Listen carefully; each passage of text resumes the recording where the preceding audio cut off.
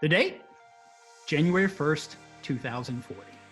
That's 7,166 days from today. The setting, old school. Perhaps it's Radio City Music Hall, or maybe the Beekman Theater on New York's Upper West Side. At the lip of the stage, in front of a live audience, with millions beamed in from all over the world, a gentleman named Jeff Wald stands front and center. Jeff Wald takes a deep breath. Holding an envelope in his left hand, he opens it. And he opened up the envelope and he says, the winner of the $10 million Future of Work prize goes to... You're going to have to stay tuned to find out.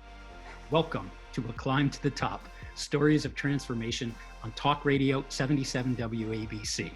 My guest this evening is Jeff Wald. Before I get into Jeff's introduction, I do want to state that what you're about to hear, and I will quote from Jeff, is behind every exit and glowing write-up are the stories you haven't heard. Scratch the surface and you'll reveal what everyone is leaving out, what is lingering, and what is unsaid. Jeff, welcome to A Climb to the Top. Thank you so much for having me. That was an amazing open. I'm super excited to be here. Well, thank you very much. And it's great to be here. Let me give the audience your bio. Jeff, although he began his career in finance, he went on to venture capital. And when I think about Jeff's contribution to the world, he is a quintessential serial entrepreneur. And if we look at what he does today, he is the founder and he is the president of a company called WorkMarket, which is an ADP company. He is also the author of a phenomenal book that will be released on June 2nd called The End of Jobs, The Rise of the Agile Company and the On-Demand Worker. Jeff, when I think of you, and I think this is probably the best starting point, I think of the quote that is attributed to either Winston Churchill or Abraham Lincoln, which says, success is going from failure to failure without a loss of enthusiasm. Is that you? Well, certainly the failure to failure part has been. But yeah, look, every time I talk with entrepreneurs and anybody that's failed, it's this notion you got to pick yourself up, dust yourself off, and keep going. And so I don't pretend that, the sale of WorkMarket to ADP was some amazing, journey, and I was able to do it all on my own and able to do it without the experiences that led me there. And the experiences that led me there were a lot of failure. Before we get into the failure and the backstory, I want to tell our listeners that this is a unique format of what we're doing today. When I read Jeff's book and I looked at Jeff's bio, it seemed that 27 minutes in a radio format is not going to do it justice. And particularly in light of the fact that Jeff's book is going to be released soon. I remember when I was an author, I was on 77 WABC on a radio show called Mind Your Business, which was at the release of my book, and I wanted to be able to give that back to Jeff. So for everyone listening live, for the next 27 minutes, we are going to do part one. For the listeners who want to stay on, go to my YouTube channel and go to chuckgarcia.com. You will hear and see the entire episode because we're going to devote part two solely to the book. What is it? Why did Jeff write it? And who did he write it for? Jeff, let's get into your background then. Before we get into the entrepreneurship, tell us professionally, where it began. Professionally, I began at JP Morgan. I had the pleasure of being a little investment banker in the mergers and acquisitions group. That is to say, working 100 to 110 hours per week, 7 days a week. Didn't take a vacation for 4 years, and you just kind of worked nonstop. And it was an amazing grounding in work ethic, in perseverance, and a general introduction to business that I am unbelievably grateful for. At the time that you went into investment banking, were you looking to the future to become the serial entrepreneur? No. Look, to be honest, Chuck, I became an investment banker because that's what people were doing out of undergrad. And so people were either becoming management consultants or investment bankers. I actually didn't really understand fully what I was getting into. I knew it was a difficult job and I knew it was a coveted job. So I thought, okay, I guess that's where I'm supposed to go. Right. And that's what people do. But you continued on and it took you to Boston. You went to Harvard to business school. How come? I was super fortunate with my career at JP Morgan. I had a lot of very senior people that were looking after me, and they looked after me because I was a guy that got things done. They knew Jeff Wald would go through a wall, and no matter what, he's going to get this project done. And because of that, they looked after my career, and I was promoted from an analyst to an associate. The associate role is traditionally what you get when you come out of business school. And the general idea was the people we promote, analyst to associate, won't go to business school, they'll continue on. And I thought, wow, okay, this is amazing, but there is one place I've always wanted to go. And I applied only to the one business school, which, as I was on my way back to my apartment on the day the mail came, I thought, this was a huge mistake. Why didn't I apply to more than one school? Am I And crazy? yeah, I remember opening up that envelope and just shaking. And I got in and I just fell to my knees crying because it's such an amazing institution for so many reasons. And I just felt so blessed to have the opportunity to go there. Yet afterwards, your path changed. You didn't go back to investment banking. I know you went into venture capitalist, but this is, as I read your background, this is where I believe your transformation occurred. You had a Yes. different idea about what you wanted your career to go. Walk us through it. What happened? So my boss at the time, he kind of called me into his office to admonish me. And he said, look, Jeff, every time we're in meetings with entrepreneurs, you are fawning over them, telling them how amazing they are, how they're changing the world. And you have to stop this. We have to negotiate with these people. You can't just tell them that they're the best thing ever. I'm like, but they are. They're changing America. This is what makes the capitalist system great. They're taking risks. He goes, look, if you like it so much, go and do it. Why are you doing what you're doing? And I thought, why am I doing what I'm doing? I should start a company. And so it wasn't, for another year and a half that I eventually started my first business. But that is what started me on the journey of thinking about that. And you were changing your mindset, or were you adding on to where you thought you were on this climb of yours? I wish I could attribute it to a thought out plan that I was going to go, all right, I'll do this step, then this step, then this step. And the truth is, Chuck, it wasn't. This was hey, I think this is the right opportunity for me now, right? It was a series of decision points along that climb that determined my path, not a predetermined course. And Right. so as I sat there and thought, all right, I'm going to start a business, I still was working at the firm and I was meeting with entrepreneurs and I met one that he and I just became fast friends. And we started talking about his business. And over the course of a year of he and I going back and forth, I thought, this is it. This is the one. And we were so enthusiastic about it. We funded it ourselves. Mhm. For him, that was, kind of a walk in the park. For me, it was basically everything I had. Right. And that business failed. And that was certainly not a predetermined part of my journey to be basically bankrupt at 32. And I suspect at Harvard Business School, they didn't teach you how to go bankrupt. They taught you quite the opposite. They do teach you quite the opposite. Right. It is, I wrote an article once called They Didn't Teach Me to Plunge the Toilets at Harvard, because being an entrepreneur means doing everything yourself. And they teach you a huge number of things, and it's an amazing place. But it's the network that you get there that I think is the most powerful thing. Indeed. But here you were at 32. Tough time. You thought, Mhm. oh my God, I've got the world ahead of me. What was the basis of that failure? The basis of the failure was the two co-founders. There were me and two other people. The two of them were not getting along. And a mistake that I still, quite frankly, ruminate on. You'd think at this point, with the unbelievable fortune that I've had, that I would have let this go. I haven't. But the two of them kept fighting, and I kept trying to bridge their gaps. I kept trying to say, no, we can all do this together. We're a little family. We can get through this together. And that was a mistake. I should have, right when they became irreconcilable, instead of trying to fix them, if I had cut one of them out right then and there, they would have done it. Whereas 6 months later, when I finally said, all right, well, one of you has to go, they had both dug their heels in, and neither one of them wanted to go. And neither one of them wanted to give a thing to the other. And therefore, the company had to get shut down.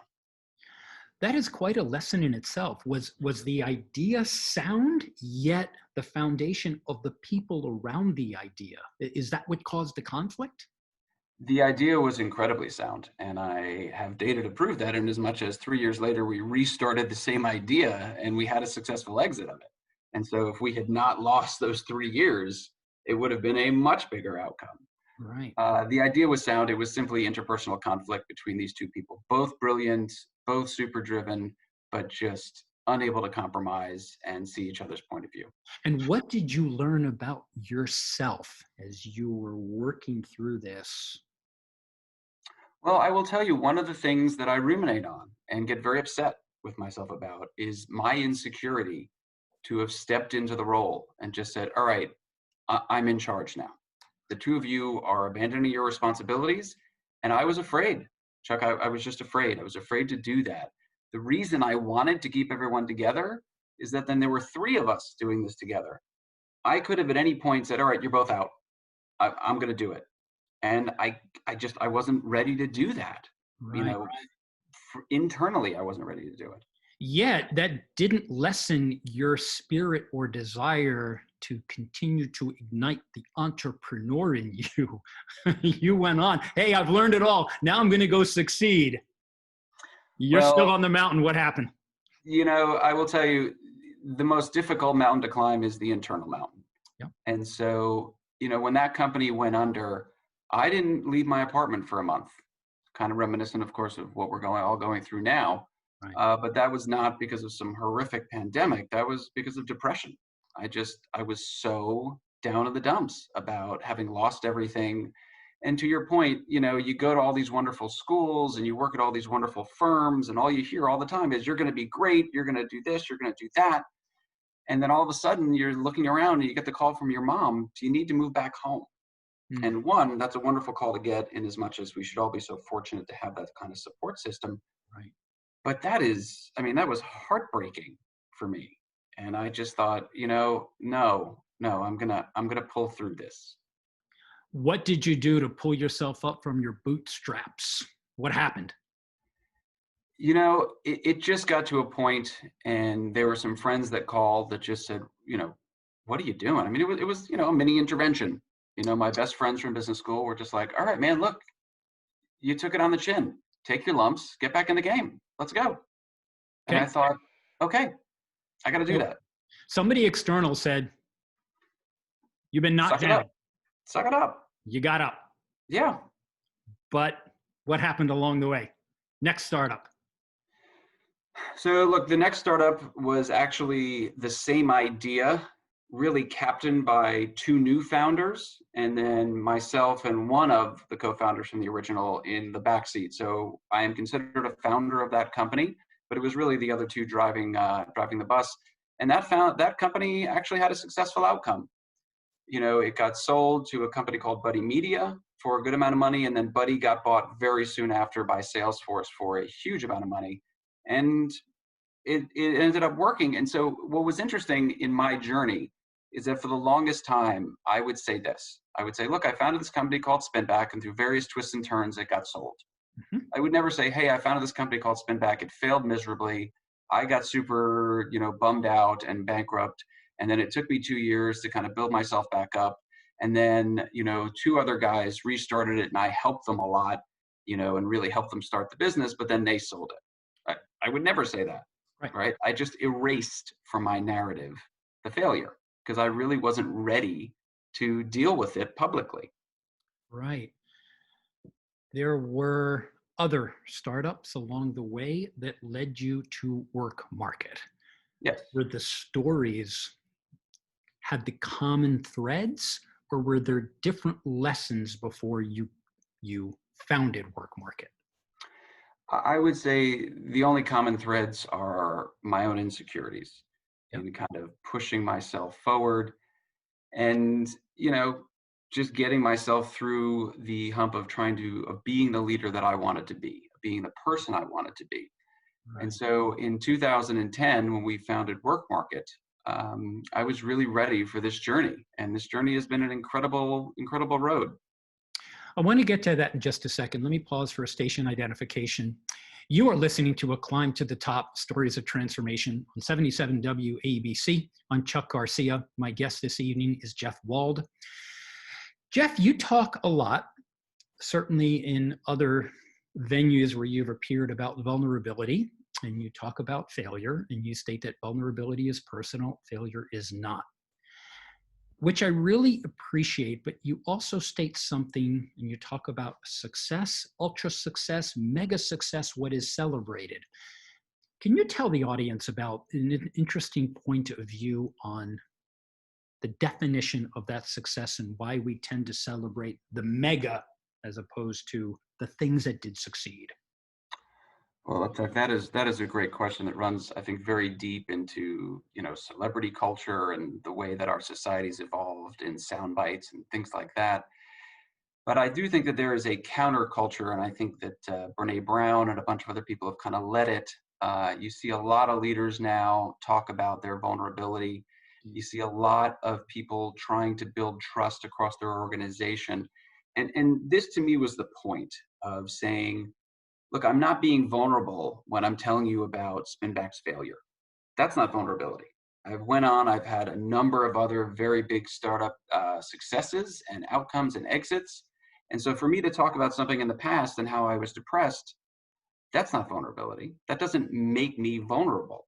What makes me vulnerable is talking about the fact that I still have some of those insecurities, that I still have some of those doubts. And those are things I still struggle with. That is opening myself up.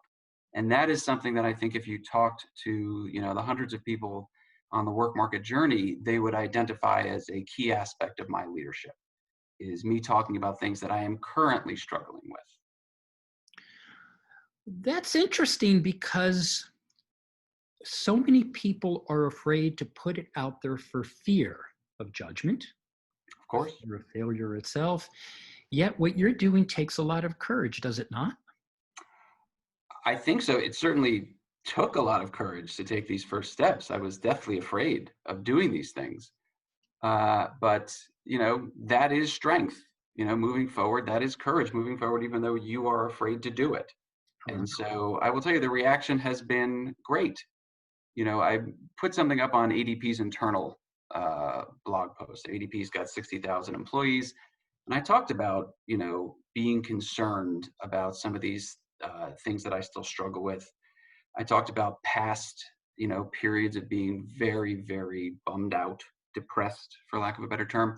And the people that came forward and said, your article really helped me get through. I've been struggling with the same things. I mean, thousands of my colleagues were, interacting with this blog post, emailing me and talking. And knowing that you're able to help people like that has been a wonderful part of my journey. Indeed, because I think society has this tremendous false expectation about the need to be perfect, the need to get it all right. Yet what your story is so relatable to the people who feel inside they're just burning, trying to come to terms with the fact that they're not perfect. And you're telling them it's okay not to be okay. One of my favorite quotes about leadership is that your job as a leader is not to have the answers. It's to help your team find the answers. Indeed. And I think a lot of people view leadership and think they got into their role because they were the smartest one. Right. That is typically what happens, right? The best performer gets promoted up and then promoted up. Yeah. And the idea is, well, you got promoted because you know the most. Maybe, but as you continue to get promoted up, there is no world in which you will know everything and have every answer. Yeah. And if you are not taking advantage of all the talents of the diverse set of people you have assembled as your team, then you cannot possibly hope to find the best answers. It is literally, 8 minds are much better than 1. And if you think your job is to have the answers, then the only mind you're using is your own, and you are not increasing your probability of success. Indeed. In fact, Jack Welch talked about in his autobiography that the smartest guy in the room is not the one with the answers, but it's the guy asking the right questions. Sure. That's channeling the inner Einstein.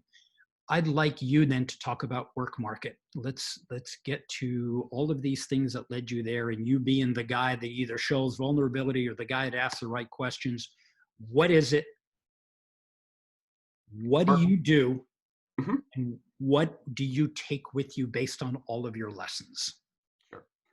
WorkMarket is an enterprise software platform that enables corporations to organize, manage, and pay their freelancers. We raised about 70 million in venture from Union Square Ventures, SoftBank, and a few others. And in 2018, we sold the company to ADP. It was a great outcome, a great exit. My team made money, our investors made money. It was a great for everybody. I will tell you that there were many, many ups and downs through the WorkMarket journey. And, when I think about the luck that we had, when I think about the partners we had, the team members we had, those are the people that got the ball over the finish line. Was I, did I get to be the quarterback of that team? I did. But, football is the right analogy, right? The quarterback on his own is not doing the job, is not putting points on the board. We had an amazing group of investors. We had an amazing, ridiculously amazing group of colleagues at all levels of that organization. And if I wasn't able to be vulnerable and to tap in to all the collective knowledge, wisdom, capabilities of the hundreds of people that worked for WorkMarket, we never would have gotten to the outcome we got. There are many people that are listening here. We have several thousand listeners, and I would bet a large percentage of them aspire to do a startup and to become the CEO and to climb to the top. What advice do you give them who may have similar educational background and similar aspirations? They were sitting right next to me. What would you say?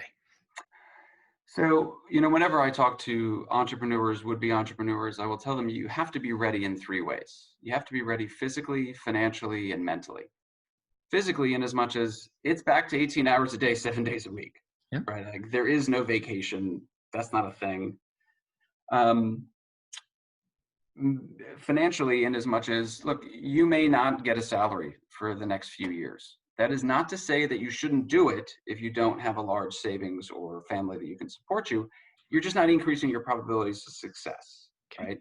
Every dollar that goes into that company that is not paying the engineers that are building the code, if it's a tech startup or whatever the product is a dollar that is not optimally spent. It may still be well spent, it's just not optimally spent, in my opinion. And the last is mentally. A lot of people don't appreciate the mental ups and downs of a startup. One day you are 100% convinced that you are building the greatest thing in the world and you're going to sell it for billions of dollars and you're going to have your own little private island. You're going to wave to Richard Branson, "What's up, Richard?" And then literally the next day you are going to think, "Oh my God, this is never going to work. We've just wasted all this time and money." And that up and down is really, really difficult. And that brings me to the characteristics of an entrepreneur that I always talk about.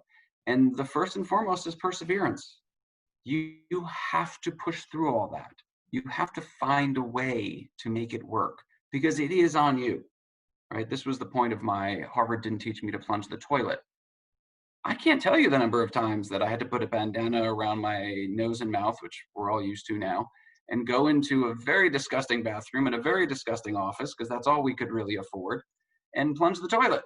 Because if I didn't do it, nobody else would. There was no super to call. There was no service that we could afford. I had to go do it. And if I'm not plunging the toilet, then my team can't go to the bathroom, and then we're not going to be that productive. Yeah. And so sometimes it was the most important thing I would do on any given day was plunge the toilet. And you're talking about mind, body, spirit, and you're leading by example for others to follow your mind, body, spirit. But there's something that you carry in your mindset, and I wonder if it trickles down. And that's talk about being knocked down and getting back up. Talk about that, because and I want you to tie that to founder's syndrome, the things you found that trap the mind of the founder, recognizing you never know when you're going to get hit by a bus. How do you communicate that to your employees at WorkMarket?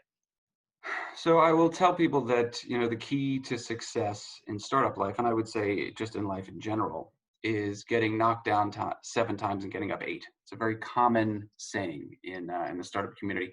And I love it for so many reasons.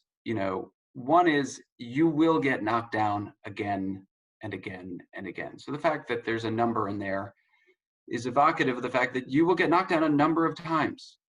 And the key is then to pick yourself back up, right? There is nobody that's going to stand over you and give you that hand and pick you up and get you back up, get you over the wall, whatever it is. You are picking yourself back up. And the other reason I love it is that it's just mathematically incorrect, because if I got knocked down 7 times, I should get up 7 times, unless it's thought that I started down in the dirt, which you don't. You do start on your 2 feet, and you start your journey 1 step at a time. Yeah.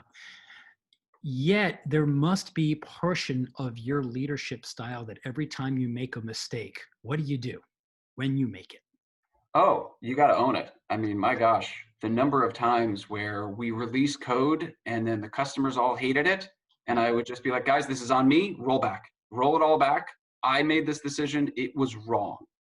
And giving people the comfort to understand that you can make a mistake, because everything we're doing as a startup is a mistake. You know, one of the things that I would always say as an entrepreneur, as a venture capitalist, is I would look at someone's business plan and say, look, the only thing I'm 100% sure of is this business plan is completely wrong. I don't know where it's wrong. I don't know how it's wrong, but it is 100% wrong. All I can do is bet on your ability to constantly adapt. Right. And to do that adapting, you need to be listening to your team, to the market, to your investors, advisors, vendors.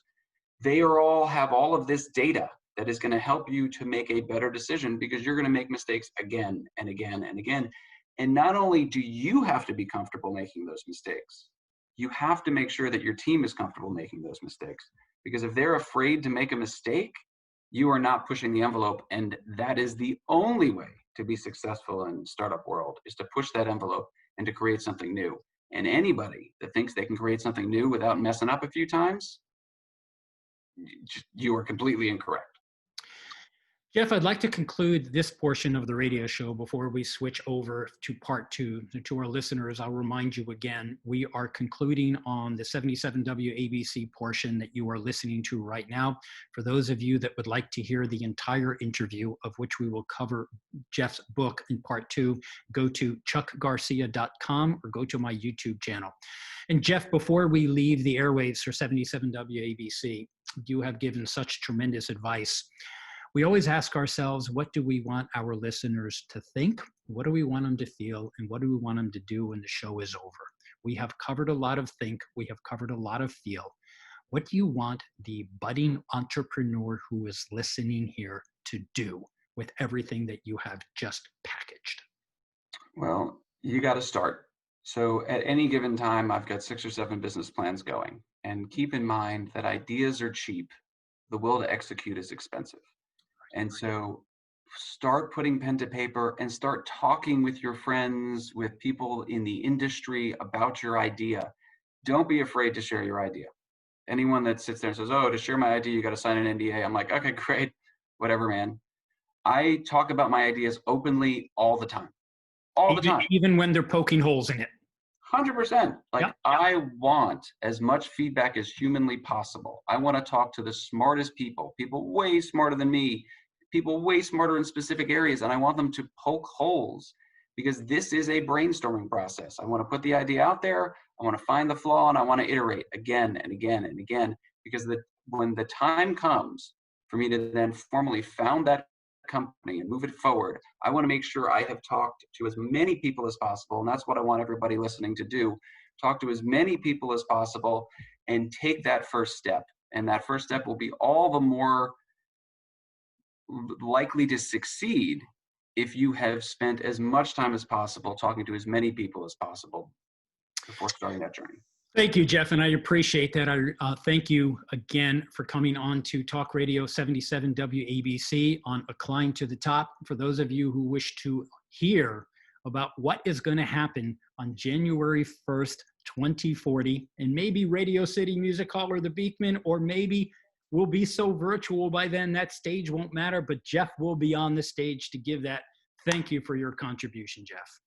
Thank you for having me. We are now in part 2, and Jeff, thank you. It's great to hear these lessons.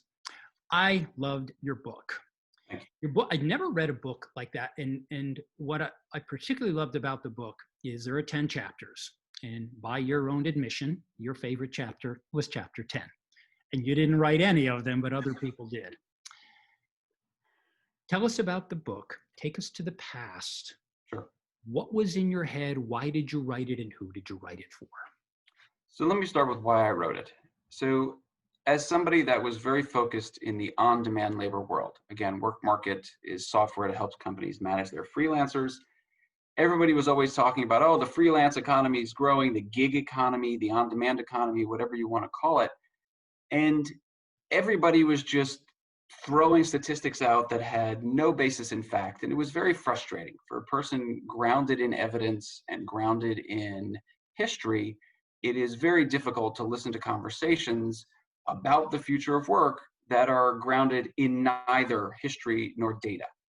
And so I thought, all right, you know what? I want to write a book that really helps people understand the facts. What is going on in the freelance economy, the gig economy, the on-demand economy? And that quickly evolved. I say quickly in as much as, it was about 3 years. But over the 3 years that I was writing the first iteration of the book, it became a book on the entire history of work, because the conversation had started to move in the labor markets away from on-demand labor as the future of work to, oh my gosh, there aren't going to be any jobs because the robots and AI are going to take all of our jobs. And that became the prevailing conversation. And again, people were just misquoting data. People were misquoting stories. They were making up, predictions based on nothing. Right. And so I started to write the book about the entire history of work, including on demand, to help ground the conversation in an historic context as we look at the history of work, and to help ground the conversation in a data and evidence-based context as we predict the future of work. Well, it was interesting, and I like you definitely emphasized context, that everything had to be put into it. But what I really liked the book, what I liked about the beginning of the book, you talked about the rise of. Yep. And there were 3 worlds: mechanization, electrification, and computerization. But is that giving birth to the rise of something we can't predict? So the framework that we talk a lot about in the book is we've gone through this change 3 times before. This change meaning a massive increase, a technological step function, I'll call it in the book, where the increases in productivity are unlike anything we've seen before. And you correctly articulate mechanization, the beginning of mechanization, what we all talk about as the Industrial Revolution. Right. But we went through it again with electrification. Suddenly you could run electricity through those machines. And then we went through it in the digital age, computerization. And in each of these times, Chuck, every time there were people saying, oh, this is an unknown future and there never going to be any jobs and it's terrible for the worker and everything's going to be awful. Every time. And every time they were wrong. Every time we ended up with more jobs and a massively higher standard of living for society as a whole. And so as people sit here on the precipice of what some call the 4th Industrial Revolution, what I in the book call the 1st Services Revolution, right, we find the same doomsayers. They are, oh my God, 50% of jobs are going to be eliminated and all these things. And look, is anything possible? Of course. But if you look at the data, if you look how companies adapt to change, how workers adapt to change, if you look at the counterbalancing forces and all the things that have happened every other time, it's just highly, highly, highly unlikely that we end up in a place where 50% of jobs are gone. And so it's that historic context and a data-driven context, which gives me tremendous optimism about this 1st Services Revolution, but also makes sure that we are very eyes wide open in the fact that while every time we ended up with more jobs and a higher standard of living, that transition from point A to point B was not easy.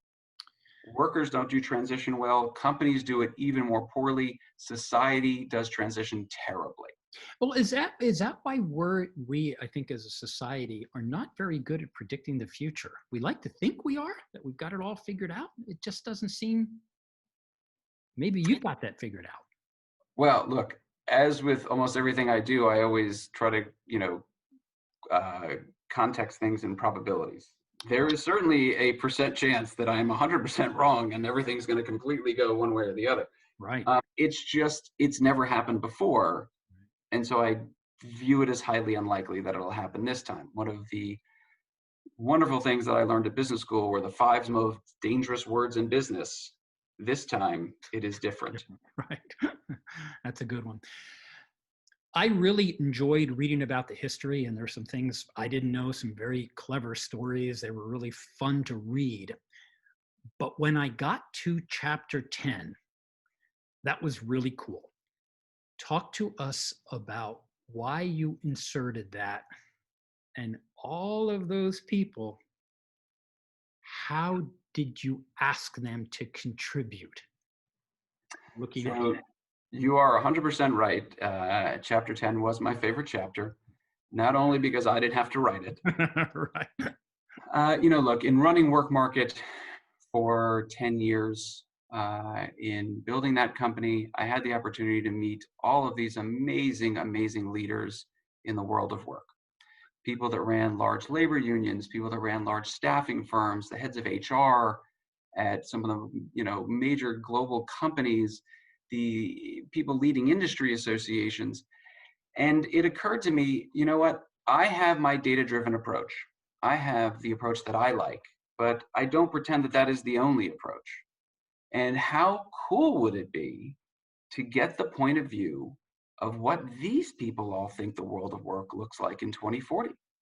And so I came up with the idea, obviously based on the X Prize, that I would personally put up a $10 million prize for whoever is the most correct.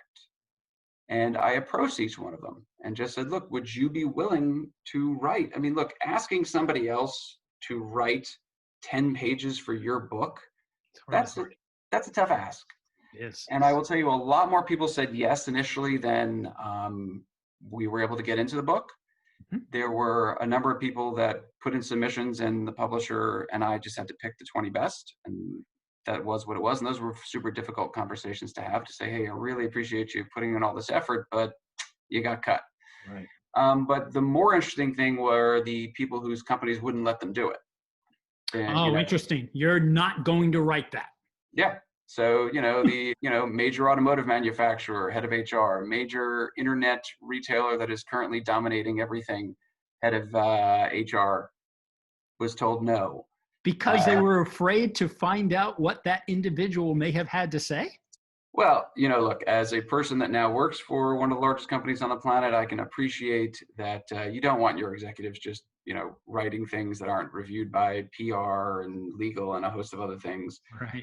And so I don't think there was any upside for those companies. So, I totally get it. I should not have been as surprised as I was, but I am super grateful and super excited for the 20 that made it through. There were about 40 submissions in, and the 20 that came out, I could not be happier with. As I was reading each of them, what I was really looking for, what are the common threads that I'm pulling out of here? And what I found refreshing, because what I teach at Columbia is communications and emotional intelligence to brilliant engineers. And a common theme in our class is engineering is easy, the people are hard. So I teach them the communication and the EQ, but they always revert back to, well, I'm an engineer. I have the mindset of an engineer. That's what I do. And this is anathema to them, particularly many of them that come from other countries that don't promote the soft skills. Right. There were a few that really jumped out. What I loved what they talk about, where it was the need, in spite of all of this technology, empathy, critical thinking, and creativity. And if you looked at LinkedIn, what do many companies look for? They look for those 3 things. What did you find as you reviewed each? What did you take away as common threads? Well, I like the fact that so many people had so many different points of view, first and foremost. Yep. We had one author who had a very dystopian view of society. Right. A little depressing. Yeah. We had one author. Honest. Yeah. And one author that felt that's going to be pretty much the same. Yeah. Like, little change here, little change there. Right. And we had a few people that were very optimistic about, how society will look in 2040. So that was my favorite part.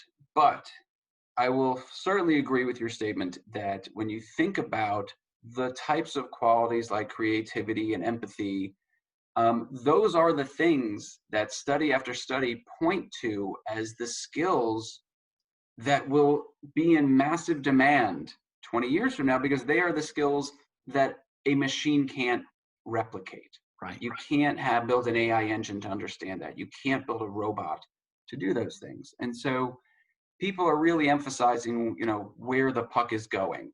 Right. Well, that's a phenomenal takeaway to my students who are listening. I appreciate you want to be the great engineer, and never do I say stop doing that. But what you're suggesting, Jeff, is the future of work, and then we'll get to the end of jobs. But the future of work, while there is mechanization, electrification, and computerization, you talk about the human side. That still prevails, still has value. It still will have value in 2040. It will 100% have value in 2040. Look, we obviously don't fully know how the adoption of robots and AI will impact jobs. We can make our best guesses. But what we do know is the need for human connection will always remain. The need for leadership, the need for empathy, the need for compassion. Those are things that are always going to drive behavior. And, you can look at something as simple as the waiters and waitresses in the United States of America, or quite frankly, anywhere in the world. The technology to remove that job has existed for 10 years. Right. You can 100% have an iPad or some similar tablet on a table with the menu. Person can press what they want. The order can go into the kitchen, and a runner or a machine, quite frankly, can bring out that food. And at Delta Airlines at LaGuardia Airport, you do that. Fair point. And so, you can eliminate those jobs, and yet we haven't. Right? We haven't, because people want to go to those restaurants. We certainly want to go to them right now, given the fact that very few people have been to a restaurant at the time. But people want that experience. And so efficiency doesn't always win out. I'd like to conclude, because what hit me was the title. And it's like, wow, that was very provocative. The end of. Sure. Let the listeners know, and then I want to give them a call to action. Where can we find the book? Recite, I want to hear it from you, the title of the book. The End of Jobs, Rise of On-Demand Workers and Agile Corporations. We covered the rise of, but the end of work? Really? So I will tell you, in some ways, Chuck, I don't know that I regret the title. I certainly, didn't know that I'd be releasing the book at a time when nearly 40 million Americans have lost their jobs. And which I didn't see it that way, but I appreciate that statement. It's something I've thought about a lot. And the title was always meant to be ironic. I am not predicting the end of jobs, as many people in the future of work business are saying. I believe there will be no net job losses. What I am talking about is the end of the job as we knew it, right? We knew a job that was a one office, one manager, 9-to-5 job. That is the context in which most work occurred for the last 100 years. That job is slowly going away. We are moving to fluid, team-based, always-on, work from anywhere jobs. Right. And that transition is the end of the job as we know it. And so that's what the title was meant to evoke, not technological unemployment, not, obviously, an economic deep recession or whatever we are dealing with now. It was supposed to be evocative of the way the world of work is changing. Well, that's the reason I put it out there, because again, from the very beginning of the book, you talked about context, and you didn't talk about the elimination of jobs necessarily. We used to drive on the Long Island Expressway to your home, and we'd roll down our window and we'd give somebody some money. Those people are not there anymore. Do we feel bad that we eliminated toll takers? Because now you don't even stop at a toll booth. We go right through. And a lot of what I picked up on the book as you were reading through that was, if there is an elimination, there is the creation of the things that we can't possibly predict. And is that the way you were thinking about it? That is the way history would show that it has always happened. Right. And so, look, I don't pretend to know exactly how any of this will play out. Right. Nobody does. but we can look at history and the way things have always happened. We can look at the data in terms of the percentage of jobs that have their component tasks as repetitive high volume tasks. And we can say, oh, okay, well, when we look at that, there are not that many jobs that can be fully automated. I look at something like the ATM, one of my favorite examples. So when the ATM came out it was actually invented on September 2nd, 1969 by Chemical Bank out in Rockville Center was the first ATM. And by 1995, the ATM was now in every bank branch. And at the time, there were 500,000 bank tellers in the United States. And what do you think everyone predicted about bank teller jobs in the United States? End of the teller. End of the teller. There are going to be no more tellers. Right. Do you know how many tellers are at work in the United States right now, COVID notwithstanding? How many? 600,000. Right. Now, is that to say that the tellers got rid of the repetitive high volume task of taking money in and giving money out and moved out from behind the glass and now have an iPad and are now upselling you on insurance products and investment products and loan products, car loans, mortgages? Yeah, they are doing that. But the number of tellers per branch has dropped from 21 to 13. Right. The number of bank branches has nearly doubled because of banking deregulation. And so for anyone to make a simple prediction belays the mass complexity of this situation. Is there anybody that's going to sit now with ATMs getting more and more capable, with online banking becoming more and more the norm? Is there anyone that's going to predict another 20% growth over the next 25 years in the teller jobs? Definitely not. But to make a prediction and say, oh, well, the ATM's getting better and can cross-sell and most people go online, so therefore the bank teller jobs are going to be gone. I won't make that prediction. Right. And anybody that does is not addressing the mass complexity that involves the competitive landscape, technology, human interaction, and what the customer wants, the regulatory frameworks. All of these things have impacts.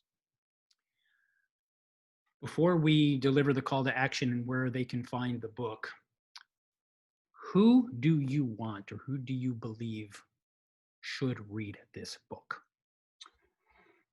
So the book, as I said, was initially designed to help bring clarity to a discussion around the future of work. And so certainly those people that are helping to craft the future of work were the initial target audience. But as I thought about and then really started to getting pen to paper and writing this book, or fingers to keyboards as the case may be, it really is the workers to understand the journey that they're going to go on, because everyone is going to face change. And hearing the stories about how workers in the past have adapted to those changes, how the counterbalancing forces of unions, the social safety net, and the regulatory framework have in the past served to counterbalance the increase in power of companies. I think those are important things to understand, because I talk a lot about nobody knows how this future will unfold, but it is collectively ours to create. And so if we want a society that has a very different tax policy, a very different social safety net structure, if we want a different kind of union structure that is more adapted to the 21st century, we collectively can do that, right? We get to vote for the representatives that will put in place the regulations, the tax policy, the social policies that we want. And so it's important to understand for every worker the context in which they face themselves, what has been done historically to bring balance back to this equation. Because this transition, while I am incredibly optimistic about the end point, because again, 5 most dangerous words in business, it will be different this time. I don't think it will be different this time. And so I am conscious, though, of the difficulty of the transition that everybody's going to go through. And the most important thing for workers to think about is the reskilling and upskilling that is going to become a common part of every worker's journey. Yeah, and I think what a lot of, particularly for my incoming students, what a lot of messages they are hearing is half of you are going to be in jobs, let's say for the undergraduates, 4 years from now, for the grad students, 18 months from now, in jobs that don't exist. And as I read the future in chapter 10 of each of those, it was interesting to see what if it's not traditionally go into an office. What is everybody doing? At least in my mind, I was trying to craft a vision. What will the work world look like? And it's fascinating to see who is going to win 10 million bucks 7,166 days from now. I'm not going to put you on the spot for any predictions, but I really appreciate that you did that portion of it. It was as much as I loved the first 9 chapters, it was just really cool to see what people had to say about, or to put themselves on the line, recognizing 9 of them could, or 10 of them could be completely wrong.